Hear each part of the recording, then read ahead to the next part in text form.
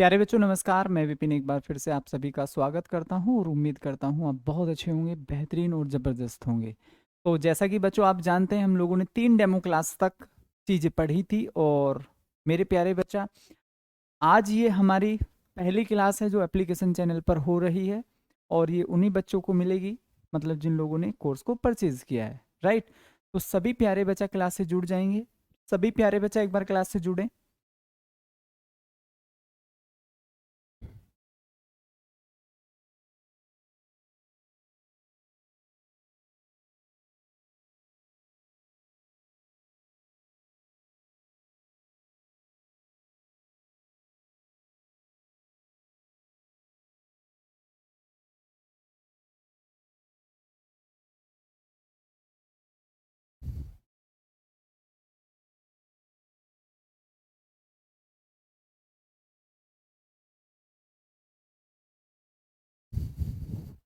बेटा हिंदी की क्लास भी होगी, ऐसा क्यों है? हिंदी की क्लास क्यों नहीं होगी? होगी, वो भी पैरेलल चलेगी। जैसा कि आप सभी लोग जानते हैं कि हिंदी की क्लास और इंग्लिश की क्लास पैरेलल होती है, तो वो बिल्कुल पैरेलल चल रही होगी, ठीक है। एप्लीकेशन पर वो भी चल रही होगी।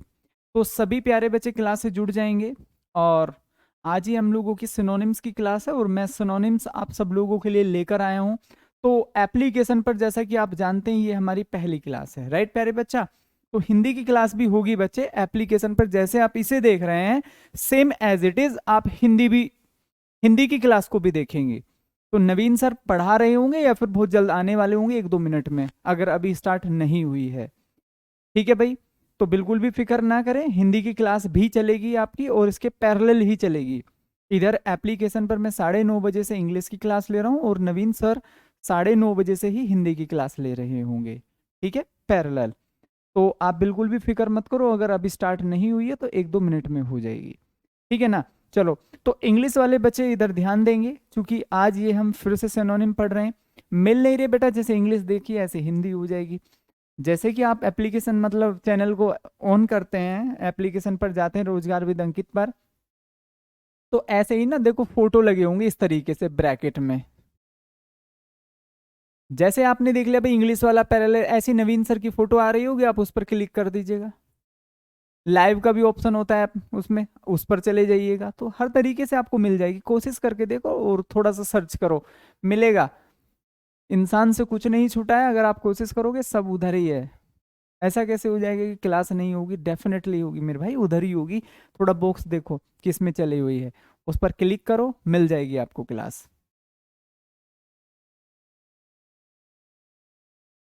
चलिए, तो अब ध्यान से पढ़ लेते हैं प्यारे बच्चा। ये हम लोगों के सिनोनिम्स चले हुए हैं एसएससी जीडी 2024 अवतार 2 बैच इंग्लिश। और आज जो हम लोग पढ़ने जा रहे हैं बच्चा, वो सिनोनिम है। क्या है वो सिनोनिम की क्लास हम पढ़ने जा रहे हैं, SYNONYM, सिनोनिम। उम्मीद है बात सभी लोगों को अच्छे से समझ में आ रही होगी, ठीक है। चलिए,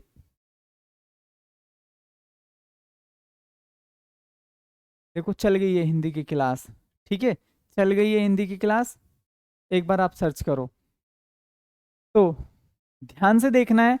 कंडेम क्या लिखा हुआ है? ये कंडेम, इसका मतलब क्या होता है बेटा? इसका मतलब होता है रिप्रोच, कन्विक्ट, बोले तो डांटना, या मैं क्या कह सकता हूं, निंदा। क्या कह सकता हूं? डांटना या निंदा। इसको हम सिनोनिम्स में क्या रखेंगे? रिप्रोच और कन्विक्ट, मतलब किसी के ऊपर आरोप लगाना, किसी के ऊपर दोष लगाना, राइट मेरे प्यारे बच्चा। किसी के ऊपर आरोप लगाना और किसी के ऊपर दोष लगाना, ठीक है। चलिए मैं एक बार कंफर्म कर लेता हूं कि अभी अभी चली है कि नहीं चली है, आप सब लोगों को मैं बता देता हूं।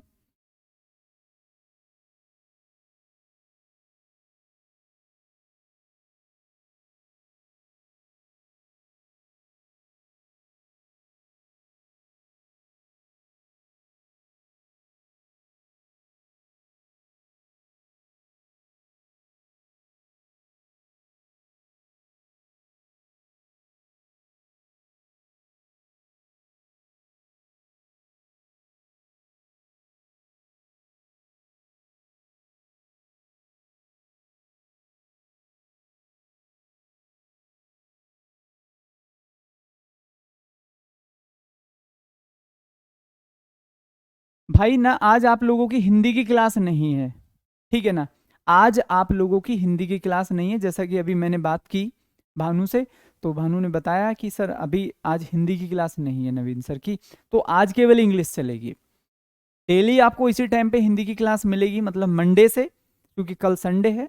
तो एक बार आप कल ऐप पे आके देख लेना, शायद हो, चूंकि मैं अभी कंफर्मली नहीं कह सकता कि मंडे ही होगा, संडे भी हो सकती है। लेकिन आज, ठीक है, किसी कारण से आपकी क्लास नहीं चल रही है मेरे प्यारे बच्चों, तो आपको ये चीज़ें फोकस करनी है। राइट, क्लियर है? क्लियर है ना मेरे सभी प्यारे बच्चों?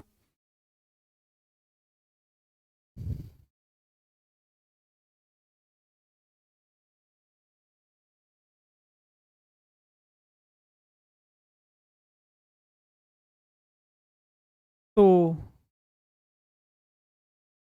वॉइस भी आ जाएगी यार, आ जाएगी, जरूर इसको जरा ध्यान से देखना है। यहाँ पर क्या लिखा हुआ है? रिप्रोच। रिप्रोच का मतलब, कन्विक्ट का मतलब होता है डांटना, निंदा करना। तो इसको हम क्या कह सकते हैं? Speak ill. क्या कह सकते हैं? स्पीक इल कह सकते हैं। क्या कह सकते हैं बच्चा? Speak ill. उम्मीद है बात सभी लोगों को अच्छे से समझ में आ रही होगी। राइट, नेक्स्ट देखेंगे क्या लिखा हुआ है यहाँ पर? कॉशस। क्या लिखा हुआ है बच्चा? कॉशस। कॉशस का मतलब क्या हो जाएगा? कॉशस का मतलब होता है केयरफुल, विजिलेंट। इसको आप क्या बोल सकते हैं? सावधान। क्या बोल सकते हैं? सावधान। या फिर क्या बोल सकते हैं प्यारे बच्चों? सतर्क। क्या बोल सकते हैं? सावधान या फिर सतर्क। A double T, attentive. क्या हो सकता है? अटेंटिव हो सकता है। राइट, क्या हो सकता है? अटेंटिव हो सकता है। उम्मीद है बात सभी लोगों को अच्छे से समझ में आ रही होगी।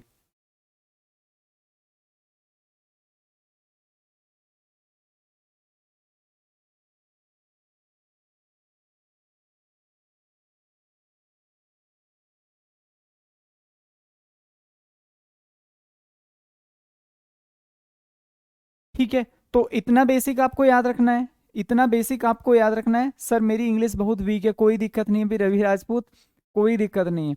आपकी इंग्लिश वीक है, आप थोड़ा सा मेहनत से पढ़िए, मेहनत के सामने कुछ नहीं टिका है, ठीक है ना। मेहनत करोगे तो डेफिनेटली, ठीक है, मैं बोर्ड पीडीएफ आपको प्रोवाइड करवा दूंगा। कॉशस का मतलब हम क्या बोलेंगे? अटेंटिव बोलेंगे मेरे प्यारे बच्चों। विजिलेंट, आपने सुना होगा एक विजिलेंस टीम होती है। विजिलेंस का मतलब होती है छापा मारने वाली। छापा मारने वाली क्यों होती है? क्योंकि वो लोगों को सतर्क करती है कि भाई हम लोग आ रहे हैं, तो अब जरा सावधान हो जाइए। ठीक है, ऐसे ही हम हमेशा क्या बोलते हैं? भाई केयरफुल, बी केयरफुल, सतर्क रहो, सतर्क रहो, सावधान रहो, बी केयरफुल। उम्मीद है बात सभी लोगों को अच्छे से समझ में आई होगी। कैजोल, नेक्स्ट क्या लिखा हुआ है? कैजोल। कैजोल का मतलब क्या होता है? खुशामंद, खुशामद करना, या फिर क्या हो सकता है? मनाना हो सकता है। खुशामंद करना या किसी को मनाना। उम्मीद है बात सभी को अच्छे से समझ में आई होगी। इसको हम क्या बोल सकते हैं? मिसलीड कर देना, कॉक्स करना। ठीक है, और क्या बोल सकते हैं? ENTICE, एंटाइज करना। क्या करना मेरे भाई? एंटाइज करना। ENTICE, एंटाइज। मुझे आपका नाम नहीं पता सर। बेटा मेरा नाम विपिन कुमार है, मेरा नाम विपिन कुमार है। तो सभी प्यारे बेटा, ये देखो शुभम, मैं नहीं बता सकता कि भाई हिंदी की क्लास क्यों नहीं चल रही, ठीक है ना। तो ये बड़ा मुश्किल होता है, क्योंकि हम नहीं कह सकते कि भाई सर को क्या काम आया है, ठीक है, क्या प्रॉब्लम है, क्या कारण है, क्योंकि वो दूसरे टीचर को नहीं पता होता। ठीक है, सपोज करो मैं छुट्टी लेता हूँ, तो मैं सभी टीचर्स को नहीं बता पाऊंगा ये बात। ओनली मैनेजमेंट तक ये बात जाती है कि भाई आज मैं क्लास नहीं ले पा रहा हूँ। ठीक है, तो कोई कारण रहा होगा इसलिए सर ने आपकी क्लास नहीं ली, बाकी आगे से रेगुलर आपकी क्लास चलेगी। आगे देखो, तो यहाँ पर क्या हो सकता है? कॉक्स। आगे मिसलीड। तो अगर हम ध्यान से देखें तो हमने पढ़ा है एक तो बुराई करने वाला, उसको हम क्या बोलेंगे? Reproach, convict. नेक्स्ट हमने पढ़ा है attentive, cautious, careful, vigilant. Next हमने पढ़ा है कैजुअल, खुशामंद करना। ठीक है, खुशामंद करना। ठीक है, उम्मीद है बात समझ में आ गई होगी। बहुत बार हम लोगों की खुशामंद करते हैं, तो उसका मतलब क्या हो जाएगा? कैजोल। क्या हो जाएगा? काजल से संबंधित याद रख लेना, कैजोल। तो कैजोल को काजल, काजल कैजोल, खुशामंद करना, आराम से याद हो जाएगा। ठीक है, तो आज के बाद अगर मैं काजल बोलूं तो इसका मतलब क्या हो जाएगा? आप उससे लिंक कर सकते हैं, कैजोल कुछ ऐसा ही था, काजल से संबंधित सर खुशामंद करना। उम्मीद है ये बात आपको याद हो गई होगी। ठीक है, चलिए नेक्स्ट। कामिटी, इसमें एल नहीं भूलेगा मेरे बच्चे, इसमें एल नहीं भूलेगा। तो यहां पर क्या लिखा हुआ है, कामिटी। कामिटी का मतलब क्या है, कामिटी का मतलब बेटा ये बिल्कुल इस क्लास से कवर हो जाएगा, इस क्लास से बिल्कुल कवर हो जाएगा। अगर आप फोकसली इसको पढ़ते हैं, definitely will cover all your syllabus from this class. Next, committee का मतलब क्या हो जाएगा, संकट। भैया जी क्या हो जाएगा, संकट हो जाएगा। ठीक है। दुविधा, आप देख रहे होंगे कैटास्ट्रफी, क्या लिखा हुआ है, कैटास्ट्रफी। Next, disaster. डिजास्टर का भी आपने देखा होगा, आपदा। क्या होता है, आपदा, परेशानी, संकट। ठीक है भाई। एडवर्सिटी हो सकता है, और क्या हो सकता है, मिसफॉर्च्यून हो सकता है। क्या नहीं कर सकते, मिसफॉर्च्यून भी कर सकते हैं। तो ये ऐसे वर्ड मीनिंग है जिनको आप बहुत अच्छे से जानते हैं, जिनको आप बहुत अच्छे से जानते हैं। उम्मीद है बात सभी को।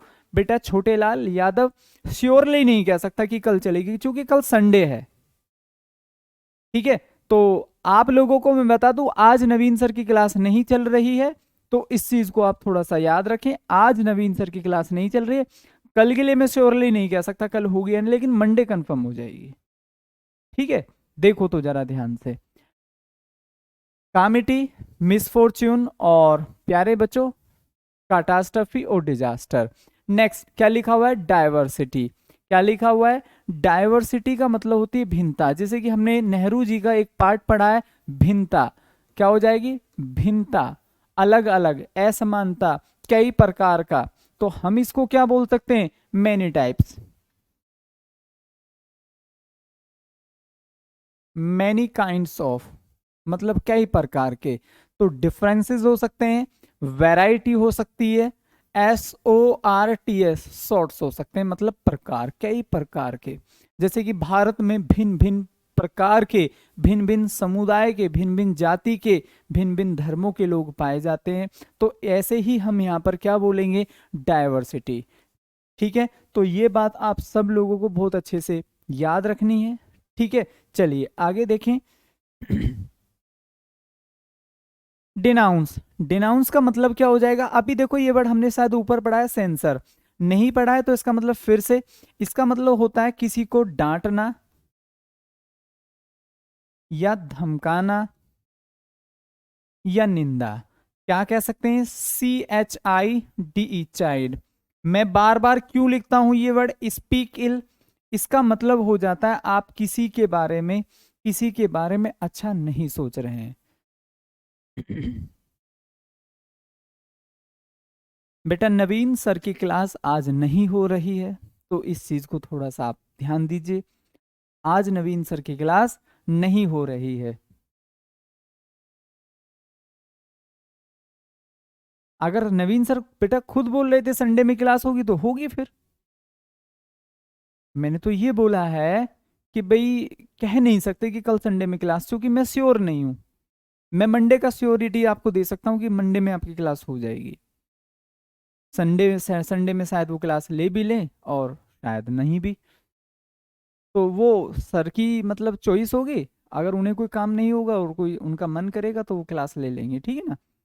तो ये चीज आप थोड़ा सा ध्यान रखिए। आगे देखो। नेक्स्ट, तो डिनाउंस का मतलब फिर से क्या हो जाएगा, सेंसर हो जाएगा मेरे भाई। क्या हो जाएगा, रेप्रीमेंट हो जाएगा।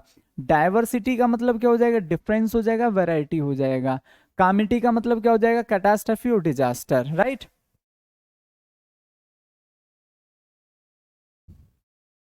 राइट। कोई दिक्कत, कोई दिक्कत किसी को। चलिए आगे देखो जरा, नेक्स्ट क्या हो जाएगा। तो ये कह रहा है मेरे भाई डेफर। क्या कह रहा है, डेफर। डेफर का मतलब क्या हो जाएगा, प्रोलॉन्ग और डिले। इसको हम क्या कह सकते हैं, टालना। क्या कह सकते हैं, टालना। या क्या कह सकते हैं, देरी करना। टालना या फिर देरी करना, टालना या फिर देरी करना।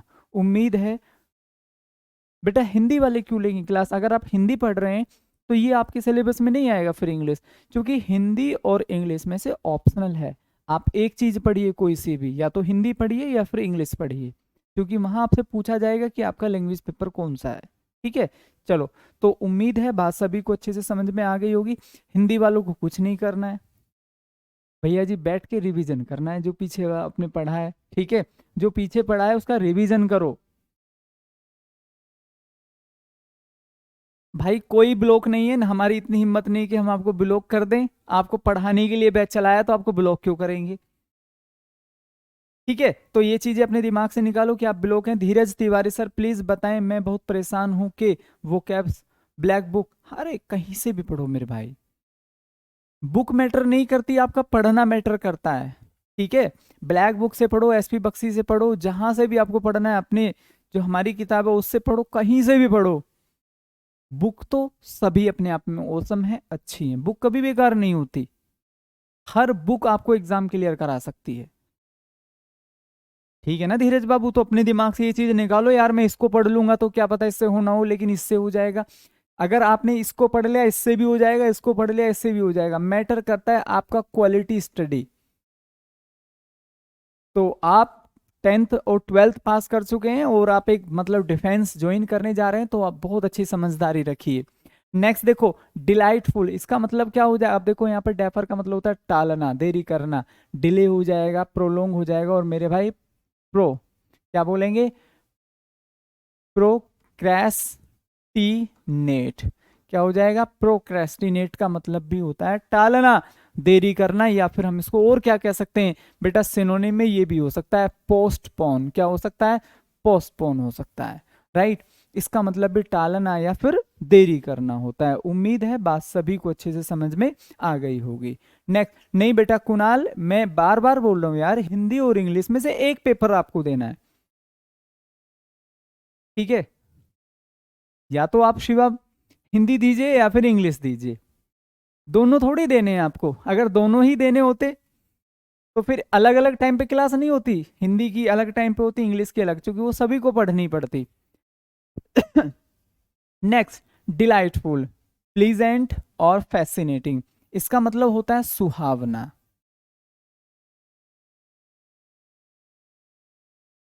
सुहावना या जो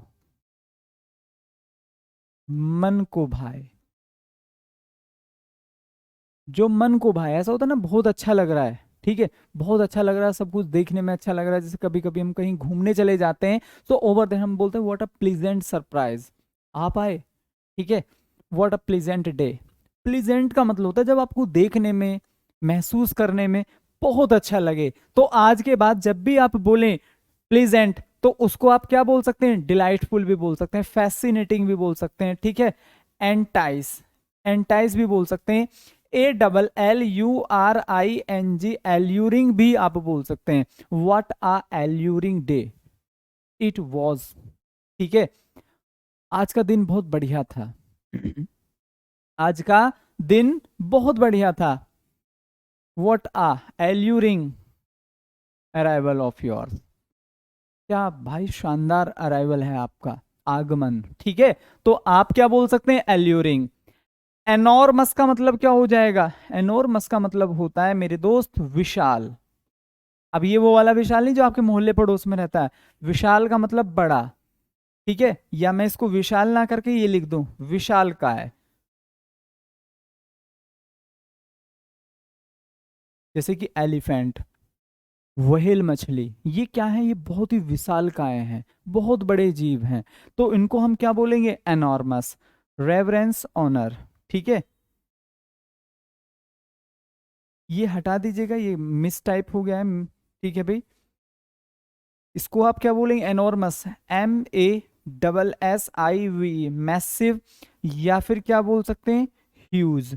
मैसिव बोल सकते हैं, या फिर क्या बोल सकते हैं भाई? ह्यूज भी हम इसको बोल सकते हैं। चीकू कह रहा है सर बोलिए। बेटा मैं बोल ही तो रहा हूं इतनी देर से।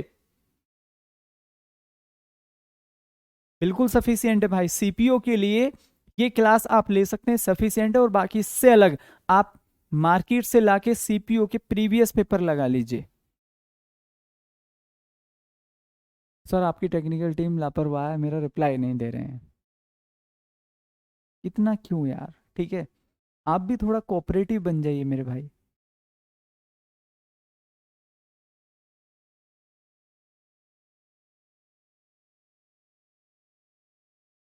मनीष देखो, ऐसा है मेरे भाई ना, एक टीचर को दूसरी टीचर का नहीं पता चल पाता। मेरे को तो पता भी नहीं कि क्लास नहीं चल रही, वो भी मैंने अभी कंफर्म किया है कि आज क्लास होगी कि नहीं होगी। तो आप ऐसा क्यों सोचते हो कि सर अगर मैं, आप बार बार पूछ रहे हैं, मैंने ये बात जब से क्लास पढ़ाई है आज शुरू से, मैंने कम से कम 10 बार बोल दिया है कि आज नवीन सर की क्लास नहीं हो रही है।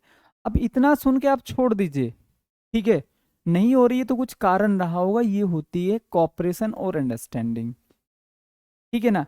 अब अगर आप एक ही बात को 20 बार लिख देंगे, sir reply reply sir reply, ठीक है, इसको बोलते हैं थोड़ा सा सनकपन, कि आदमी चीजें नहीं समझ रहा है। आप समझिए, मैंने आपको बोला है मेरे भाई कि आज सर की क्लास नहीं हो रही, तो आप समझ जाइए कोई कारण रहा होगा, इसलिए सर ने क्लास नहीं, आप इट्स ओके लिख के बात खत्म कर सकते हैं। आप मेरे से 10 सवाल भी करेंगे तो भी क्लास शुरू नहीं होगी आज। ठीक है ना, तो ये अंडरस्टैंडिंग रखिए आप, चूंकि आप कोऑपरेट नहीं करेंगे तो हम कैसे बेहतर पढ़ा पाएंगे, और हम बेहतर नहीं पढ़ा पाएंगे तो सिलेक्शन कैसे आएगा। ठीक है ना, तो आप छोड़ दीजिए, आज क्लास नहीं हो रही तो नहीं हो रही, लेकिन कारण क्यों, क्योंकि कारण नहीं बताया जा सकता, ना ही मेरे को सच में पता है और ना ही कारण बताया जाता है। ठीक है, अब एक बच्चा कह रहा है सर आप बार बार मिस टाइप क्यों लिख देते हो, मतलब जैसे मैंने लिखा और फिर एकदम से रब। बेटा ऐसा होता है, ठीक है, मेरा ना ऑप्शनल इंग्लिश मीडियम है, तो मेरे को भी बहुत हिंदी न के बराबर अगर मैं कहूँ, ठीक है, मैंने अभी रिसेंटली कुछ जब से पढ़ाना स्टार्ट किया तब से ही मैं मोस्टली हिंदी लिखता है, अदरवाइज मेरा जो ऑप्शनल है ना और मेरा जो सब्जेक्ट्स हैं, I read English to English, तो ओवर देयर हिंदी बहुत न के बराबर लिखना होता है। तो बहुत बार क्या होता है मेरे को ना, मतलब I am not in the practice of writing Hindi very well. अब चूंकि ये आपको पढ़ाने के लिए होता है, तो बहुत बार ऐसा होता है मैं सोच कुछ और रहा होता हूँ, इंग्लिश में सोच रहा होता हूँ और हिंदी में लिखना होता है, तो वो थोड़ी राइटिंग की स्पीड तेज है, क्योंकि जब आप मेंस देते हैं ना, तो आपको बहुत कम समय में बहुत ज़्यादा लिखना होता है। जब आप मेंस देते हैं ना यूपीएससी, तो उसमें ना बहुत कम समय में बहुत ज़्यादा लिखना होता है, सोचने का टाइम नहीं होता, तो हाथ की स्पीड दिमाग से मैच करती हुई होनी चाहिए। अगर आपको लग रहा है दिमाग ज़्यादा सोच लेता है, हाथ पीछे है लिखने के मामले में, तो आप मीन्स नहीं क्लियर कर पाएंगे। तो हाथ की और जो थिंकिंग पावर है उसकी स्पीड जब सेम हो जाए, तो आप थोड़ा फास्ट लिखना होता है उसको। इसलिए बहुत बार ऐसा हो जाता है कि मैं कुछ और लिखना चाह रहा हूँ और गलती से कुछ डिज़ाइन अलग हो गया है। चलिए, बिल्कुल सही बात है राजा ठाकुर। अब हम थोड़ा फोकस करके पढ़ते हैं। एक्सेस का मतलब होती है अधिकता। अधिकता क्या हो जाएगी, अधिकता। एक्सेस का मतलब क्या हो जाएगा, अधिकता। जैसे कि जितना चाहिए, जितना चाहिए उससे भी अधिक। जैसे कि आपने एक कहावत सुनी होगी, भाई अधिकता तो किसी भी चीज की हो हानिकारक होती है। आप ज्यादा घी खाएंगे वो भी आपको नुकसान दे जाएगा, आप ज्यादा फ्रूट्स खाएंगे वो भी आपको नुकसान दे जाएगा।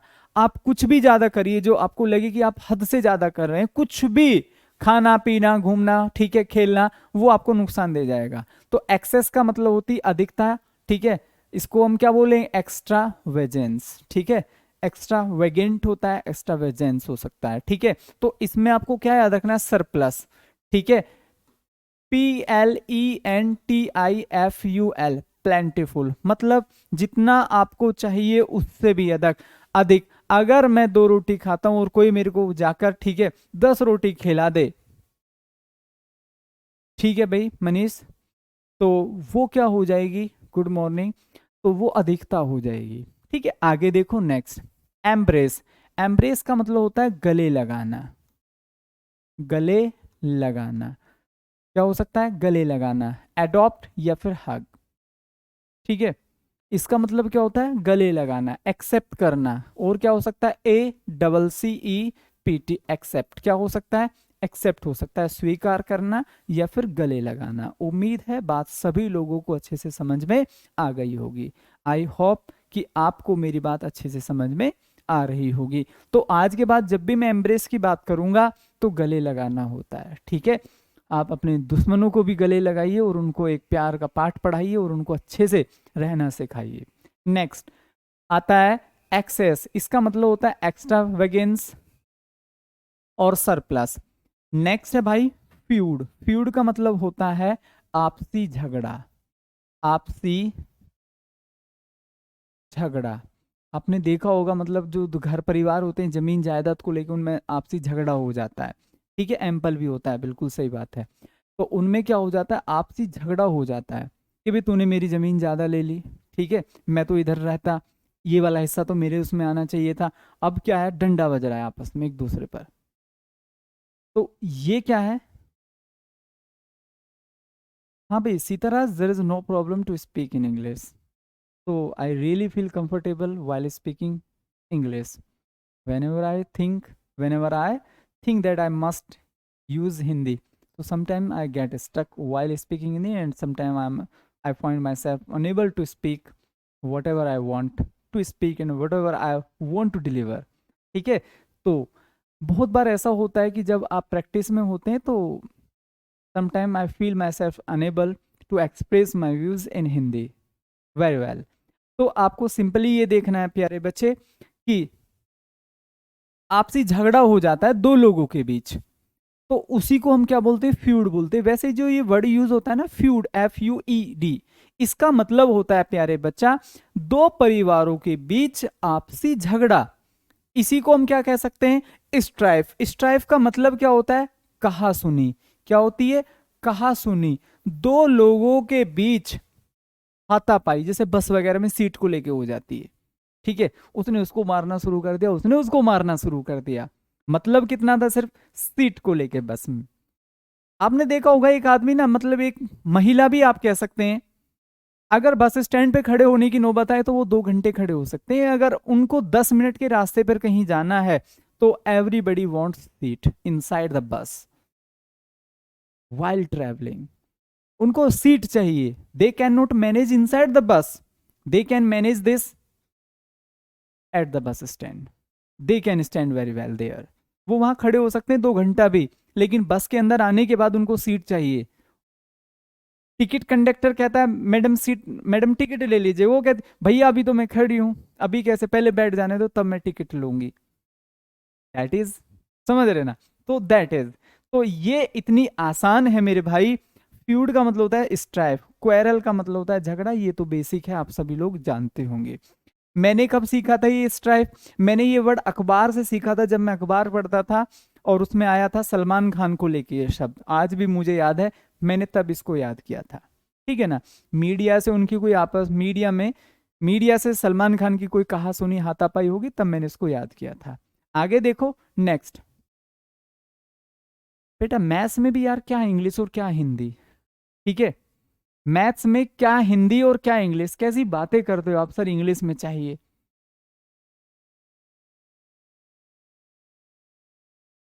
चलो, फीबल, फीबल का मतलब होता है कमजोर, एक ऐसा व्यक्ति जो बहुत कमजोर हो, जिसके अंदर चुईया का दिल फिट हो, ठीक है।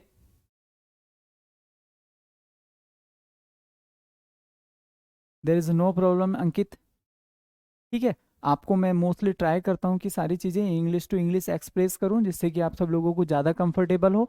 तो आपके मोहल्ले पड़ोस में भी देखा होगा आपने, कोई ऐसा व्यक्ति जरूर होता है जिसको आप ना मतलब चिढ़ाकर बोलते हैं खली, मतलब वो इतना कमजोर है कि थोड़ा झुक जाता है चलते हुए, ठीक है, कमजोर है बहुत, आपको लगता है भाई ये, और आपने उसका नाम निकाल रखा है खले, किंग कॉन्ग, ऐसे ऐसे नामों से आप उसको पुकार रहे हैं, तो ऐसे व्यक्ति को हम क्या बोलेंगे, फ्रेल, क्या बोलेंगे, फ्रेल, वीक, फीबल।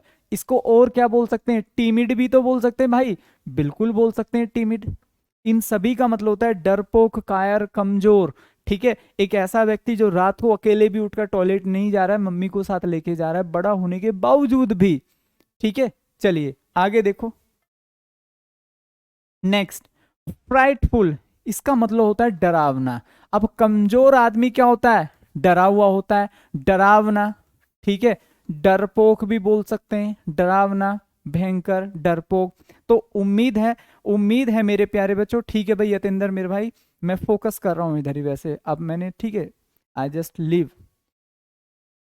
ड्रेडफुल का मतलब भी क्या हो जाएगा, डरावना, हॉरिबल का, इसका मतलब एक और होता है हॉरिफाई, क्या होता है, हॉरिफाई। और क्या हो सकता है, फ्राइटफुल हो सकता है, ये तो लिखा हुआ है ऊपर ऑलरेडी, ठीक है मेरे भाई। चलिए,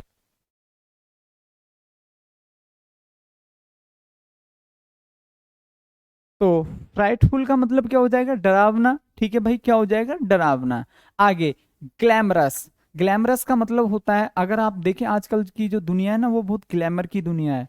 हर आदमी अच्छा दिखना चाहता है, अच्छे घर बनाना चाहता है, अच्छी तरह से रहना चाहता है, मतलब ग्लैमर की दुनिया, दिखावा, आकर्षण। कोई भी शोरूम बन रहा है तो उस तरीके से बनाया जाएगा कि आदमी चाहकर भी अपने आप को नहीं रोक सकता उसके अंदर जाने से। ठीक है, हर आदमी चाहता है यार मैं इसके अंदर जाऊं और घूम घाम कर अच्छे तरीके से आऊं। ठीक है, तो गेटिंग माई पॉइंट। तो जो आकर्षण होता है, इसको हिंदी में हम क्या बोलेंगे? आकर्षक, आकर्षण। ठीक है, दिखावा भी आप इसको कह सकते हैं। बेटा इंग्लिश के 20 क्वेश्चन आएंगे, जैसे हिंदी के आएंगे ना 20। दिखावा, दिखावा। तो जो शो ऑफ होती है उसको हम क्या बोलते हैं प्यारे बच्चों? ग्लैमरस। चार्मिंग, फैसिनेटिंग, चार्मिंग और फैसिनेटिंग। उम्मीद है ये शब्द आपको याद हो गए होंगे।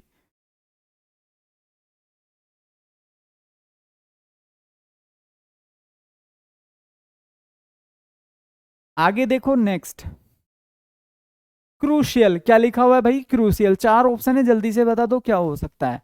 क्रूशियल मैं आपसे पूछ रहा हूं।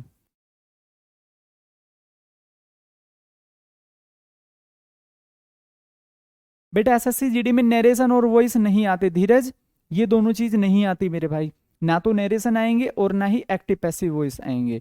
आगे देखो जरा ध्यान से। तो क्रूशियल का मतलब हो जाएगा निर्णायक। क्या हो जाएगा? निर्णायक। ठीक है, एक ऐसा मैच सेमीफाइनल हो रखा है, आज इंडिया या तो फाइनल में चली जाएगी या बिल्कुल बाहर चली जाएगी, तो ऐसे मैच को क्या बोलते हैं? क्रूशियल। हर आदमी की लाइफ में एक क्रूशियल पॉइंट आता है जहां उसका करियर पूरी जिंदगी के लिए बन सकता है या पूरी जिंदगी उसकी खराब हो सकती है, बिगड़ सकता है। सो आपका जो क्रूशियल पॉइंट चल रहा है नौकरी लेने का, वो इस समय चल रहा है। अगर आप इस समय फोकस कर गए अपनी चीजों पर, then you will be the part of success. और अगर आप भटक गए, आलतू फालतू के कमेंट्स करके आपने यहाँ टाइम पूरा कर लिया, तो समझो आप बाहर हैं। ठीक है, यही वो टाइम है जो आपको नौकरी लगवाता है, वो वाला टाइम नहीं मेरिट में। मेरिट में आज से ही आओगे आप। इम्पेरेटिव, पिवटल, ट्राइवल और क्रिटिकल। क्रूशियल का मतलब होता है निर्णायक। तो मेरे भाई इसमें क्या हो जाएगा? जल्दी से मेरे को कमेंट सेक्शन में आंसर करेंगे। चार ऑप्शन मैंने आप सब लोगों को ऑलरेडी दे रखे हैं।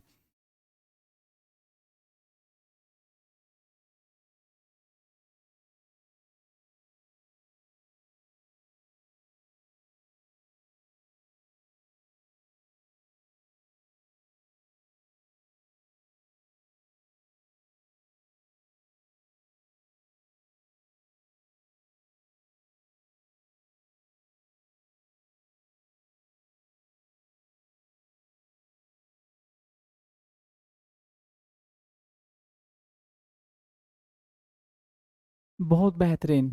आपको बेटा इस बार ना ये एंटोनिम आपसे पूछा गया है। क्या पूछा गया है? सिनोनिम नहीं है, ये एंटोनिम है। ये क्या है? एंटोनिम है। तो इस चीज का आपको जरा ध्यान देना है। तो इसका मतलब क्या होता है? निर्णायक। इसको क्या बोल सकते हैं? इम्पोर्टेंट। क्या कह सकते हैं? इम्पोर्टेंट कह सकते हैं। ठीक है ना मेरे दोस्त? इसका जस्ट उल्टा क्या हो जाएगा? ट्रैवल। ट्रैवल का मतलब होता है, ठीक है भाई, विच इज नॉट इम्पोर्टेंट। कोई भी ऐसी चीज जो ज्यादा इंपोर्टेंट न हो, विच इज नॉट इम्पोर्टेंट। तो यहां पर सही आंसर। क्रिटिकल का मतलब हो जाएगा आलोचनात्मक। तो हम आलोचना तो कर ही नहीं रहे मेरे भाई, हम आलोचना तो कर ही नहीं रहे हैं, बात समझ रहे ना? चलिए नेक्स्ट, अगर आप ध्यान से देखें प्यारे बच्चों, अगर आप ध्यान से देखें तो यहां पर क्या लिखा हुआ? पिवटल। पिवटल का मतलब होता है नाजुक।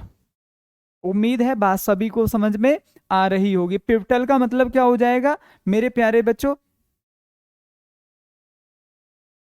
नाजुक, आधारभूत। ठीक है, बोलते हैं ना भाई एक आधारभूत संरचना है ये पिवटल। चलिए तो आगे हम देख लेते हैं प्यारे बच्चों। तो ये भी नहीं करना है आपको, ये भी नहीं करना है, ये भी नहीं करना है। तो सही विलोम शब्द क्या हो जाएगा? एंटोनिम में बात कर रहा हूं। क्या हो जाएगा मेरे भाई? क्रूशियल हो जाएगा। उम्मीद है बात सभी लोगों को अच्छे से समझ में आ रही होगी। आगे देखेंगे जरा नेक्स्ट। फिर से क्या पूछ रहा है? एंटोनिम पूछ रहा है मेरे भाई। क्या पूछ रहा है? एंटोनिम। कॉमिक। कॉमिक का मतलब क्या होता है? अगर मैं बात करूं मेरे प्यारे बच्चे, कॉमिक, कॉमिक का मतलब हो जाएगा हास्यपद। क्या हो जाएगा? हास्यपद। बोले तो ठीक है, हंसना। और जोकिंग आप इसको बोल सकते हैं, क्या बोल सकते हैं, जोकिंग। ठीक है भाई, क्या बोल सकते हैं, जोकिंग, जो हंसी मजाक का हो। ठीक है, इसको और हम क्या बोल सकते हैं, caricature, CARI, carry, CATURE, caricature का मतलब भी क्या होता है, हंसने वाला, हंसी मजाक का। उम्मीद है बात सभी को समझ में आ गई होगी। अम्यूजिंग का मतलब होता है प्रसन्न करने वाला। अम्यूजिंग का मतलब क्या हो जाएगा, प्रसन्न करने वाला, खुश करने वाला। राइट। ऑकवर्ड का मतलब क्या हो जाएगा, भद्दा हो जाएगा, क्या हो जाएगा, भद्दा। अम्यूजिंग का मतलब क्या हो जाएगा, प्रसन्न करने वाला। ठीक है। हैप्पीली। ट्रेजिक का मतलब होगा दुखांत। ठीक है भाई, दुखांत। और एब्सर्ड का मतलब होता है बेकार, एबिजमल, घिनौना। ठीक है भाई, घिनौना, बेकार, बैड के सेंस में आप इसको यूज करते हैं। किसके सेंस में, बैड के सेंस में। तो वहां हंसने वाला है और यहाँ पर क्या हो जाएगा, बहुत ही ट्रेजेडिक। इसको आप इंग्लिश में क्या बोल सकते हैं, सोरोफुल। क्या बोल सकते हैं, सोरो फुल, आप इसको बोल सकते हैं, क्या बोल सकते हैं, सोरोफुल। तो अगर एंटोनिम की बात करूं मेरे भाई, तो यहां पर सही आंसर क्या हो जाएगा, ट्रेजिक हो जाएगा। क्या हो जाएगा, ट्रेजिक हो जाएगा। उम्मीद है बात ये सभी लोगों को अच्छे से समझ में आ गई होगी। आगे बढ़ जाइए जरा, नेक्स्ट क्या हो जाएगा, ये कह रहा कॉन्टेजियस। ठीक है भाई, कॉन्टेजियस, सभी लोग जल्दी से बोलेंगे क्या होना चाहिए। कॉन्टेजियस का मतलब क्या होता है, आपने देखा होगा जैसे कि कोरोना काल में, कोरोना काल में ना एक ऐसी बीमारी चली थी जहां आदमी एक के संपर्क में आ जाए तो वो दूसरे को हो जाए, वो दूसरे को हो जाए। उम्मीद है बात सभी को समझ में आई होगी। तो एक ऐसी बीमारी जो दूसरों के स्पर्श में आने से फैलती है। ठीक है, विच, WHICH,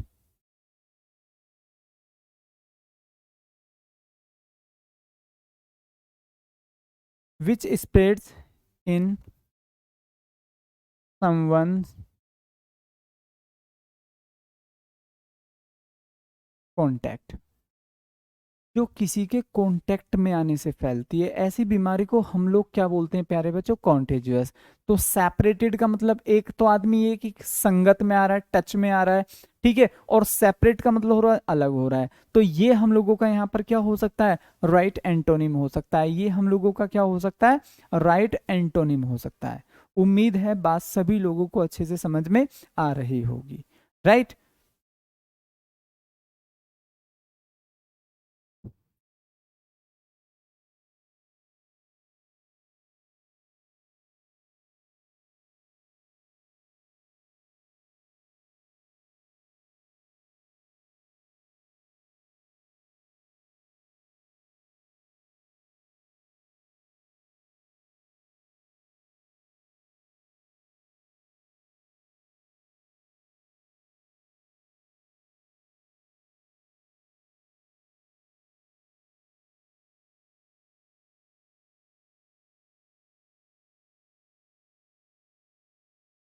बोलेंगे भाई सभी लोग।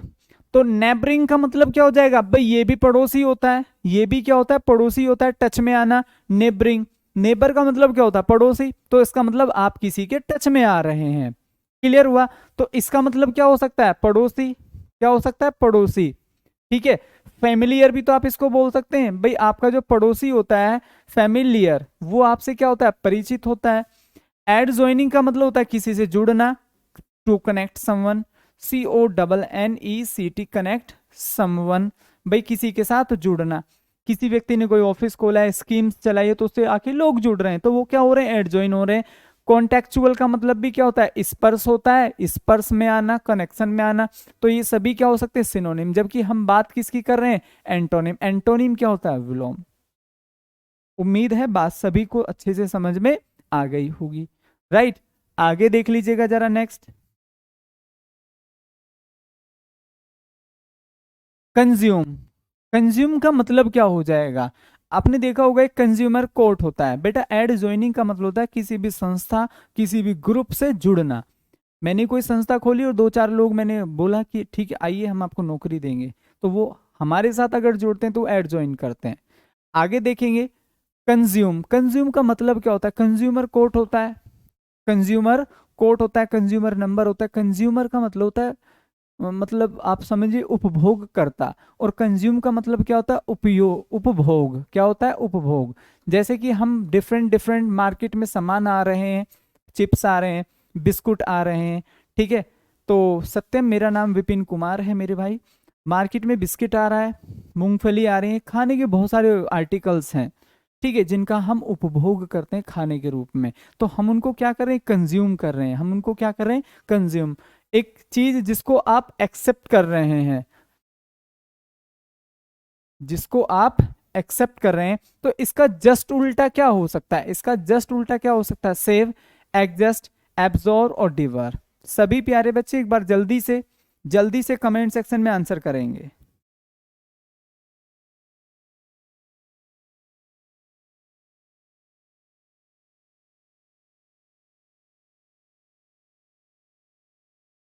सेव हो जाएगा बी के पैगू, बिल्कुल सही बात है भाई। इसका तो हमने उपभोग कर लिया। सपोज करो हमें 100 रुपए मिले, 100 रुपए में 70 रुपए का हमने उपभोग कर लिया, इनको खर्च कर लिया, उपभोग हो गया इनका। तो बचेंगे कितने, 30। तो ये इसका जस्ट उल्टा हो गया। तो यहाँ सही आंसर क्या हो जाएगा, that is save, that is save. अब हम बात करते हैं एडजस्ट। एडजस्ट का मतलब होता है टायर्ड। क्या होता है, टायर्ड।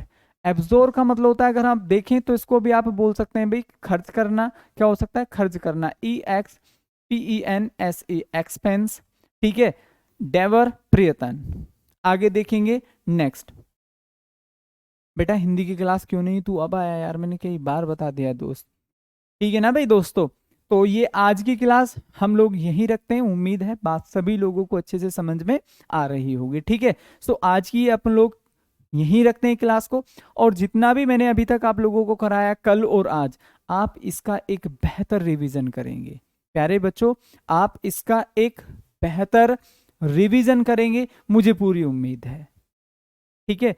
तो मैंने आज आप लोगों को कुछ वोकेबलरी पढ़ाई है, कुछ कल पढ़ाई थी, और उससे पहले भी मैंने आपको पढ़ाई थी। तो आप इसको एक बेहतर रिवीजन के तौर पर अच्छे से पढ़ेंगे। बाकी आज मैं आपको ग्रुप में वर्कशीट भेजने वाला हूं, आप उसको भी अच्छे से पढ़ लीजिएगा, ठीक है प्यारे बच्चा।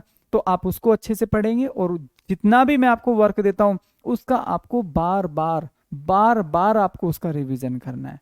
If you revise it again and again, तभी चीजें कवर अप हो पाएंगी प्यारे बच्चों।